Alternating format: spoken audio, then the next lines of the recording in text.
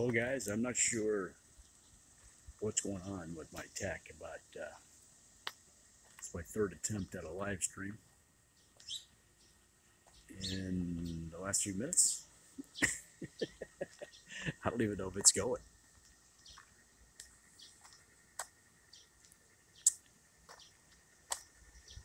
I don't know.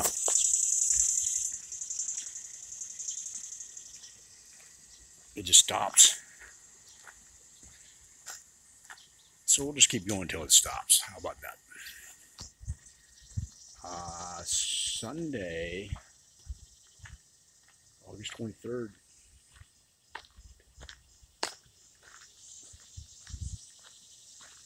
Out here walking.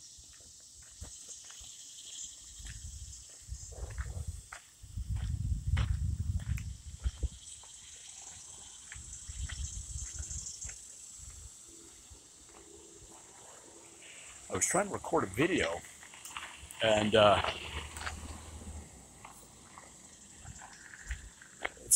sun is out now, but 20 minutes ago it was mostly cloudy. I was trying to record a not a live stream, but just a straight to my camera video, and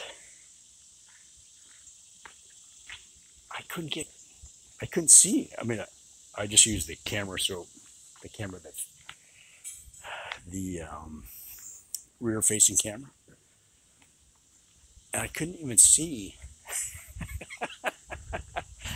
my face. It was like a shadow.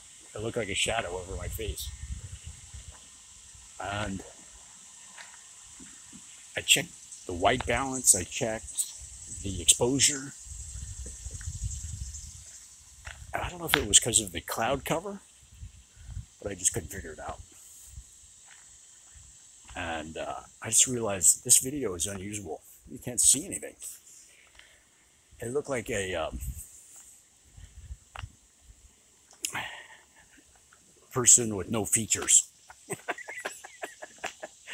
The shadow. But I just could not figure out why. So I had to abort, and then I went to Twitch, and that it went like 10 seconds, and then that aborted. I still don't know why. So I tried it again, and it wouldn't work. It wouldn't work at all. So hopefully this is actually broadcasting right now, or live streaming. And I rebooted the phone every time. I don't know. I really have no clue.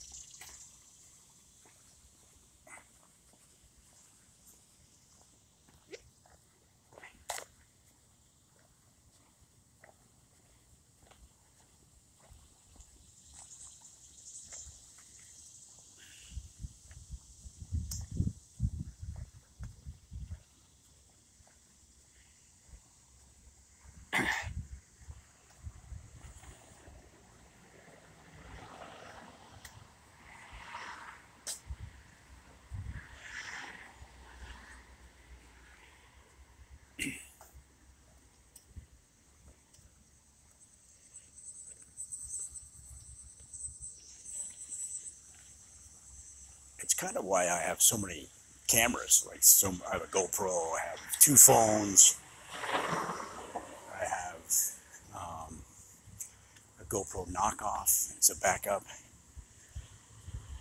Like, let's say I go out golfing. I want to use the GoPro on the golf course.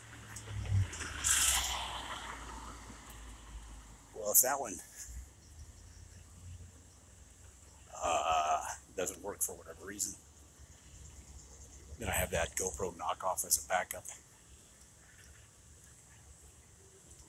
The reason I have two phones is I use one to read notes and read the internet while I'm recording, while I'm walking. So I can record and research at the same time.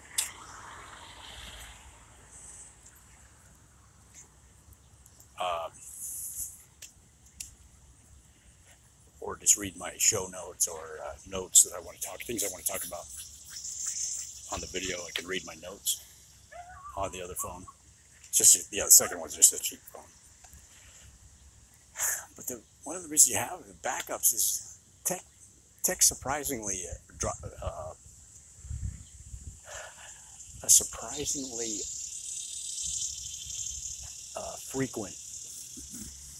frequently.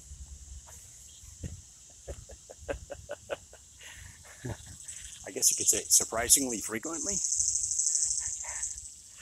A surprising number of times your tech will fail. It's amazing what is available in the small form factor of a phone, right? All the things that are on there. You can get the weather. You can record audio. You can record video. You can edit video now. I mean, more easily than in the past. You've had it for a while, but it's always kind of clunky. You can use it as a phone. You can use it as a Wi-Fi hotspot. You can, there's just a lot of things it'll do. So that's cool.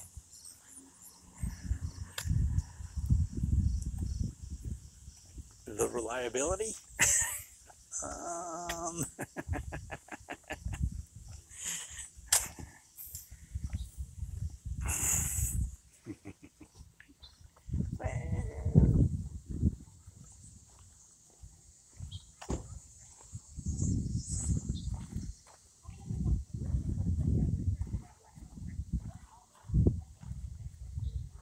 Speaking Spanish over there?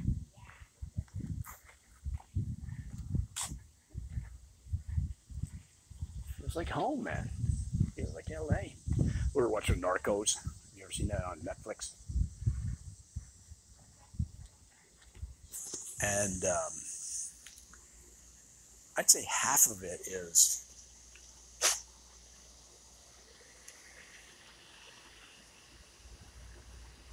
in Spanish with subtitles.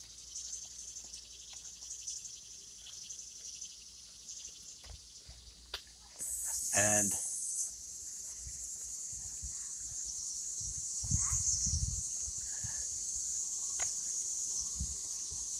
it's interesting because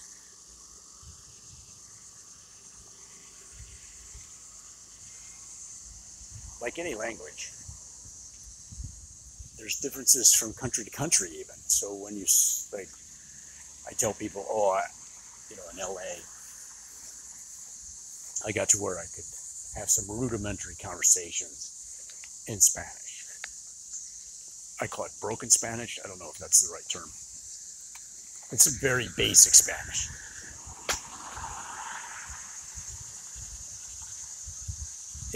¿Cómo estás? Bien, I do.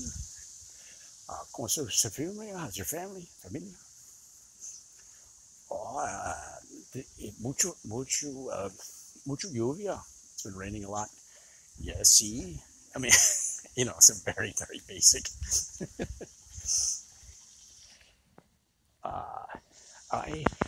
Hay criminales en el noticias. There's a lot of crime in the news, or there's criminals in the news. There was a big crime story or whatever in the neighborhood. It's kind of a dangerous neighborhood. And See, and they say, see, es muy peligroso. It's very dangerous. Not say especialmente por los niños, especially for the children. So when you watch Narcos, they'll have the English translation and the subtitles, of course. And sometimes it doesn't match up with like how I would say it.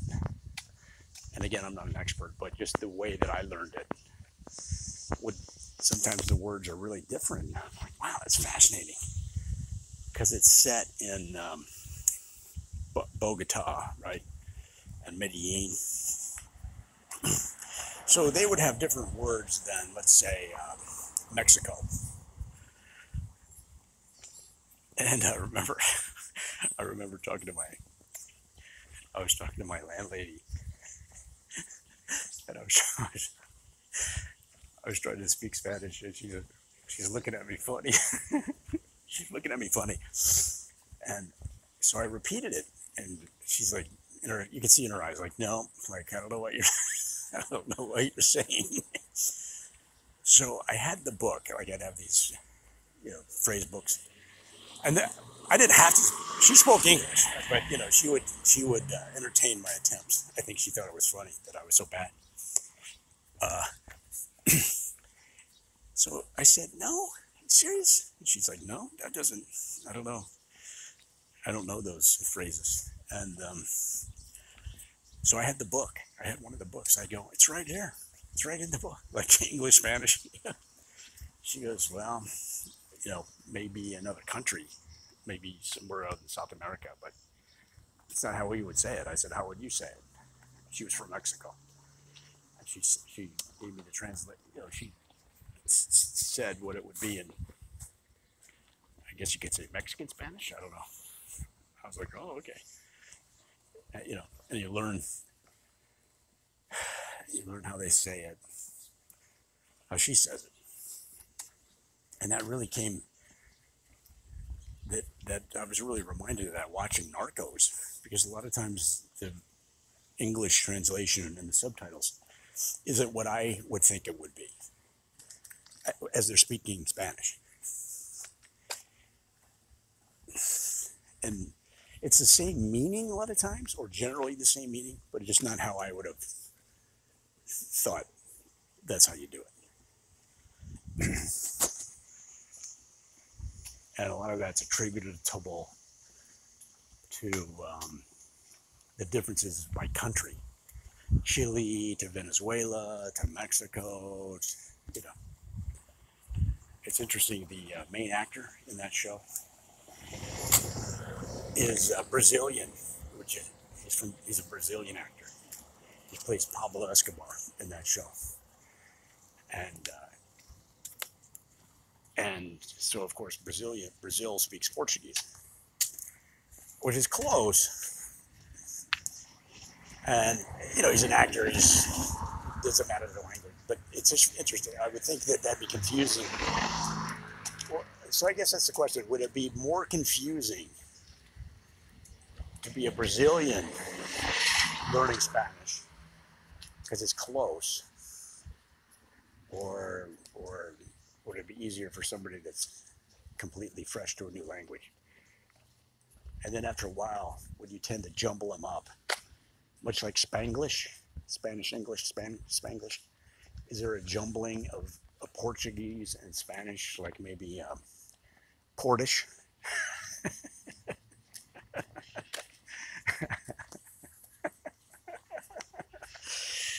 All right, guys. I'm exhausted from all this bad tech. I'll talk to you tomorrow.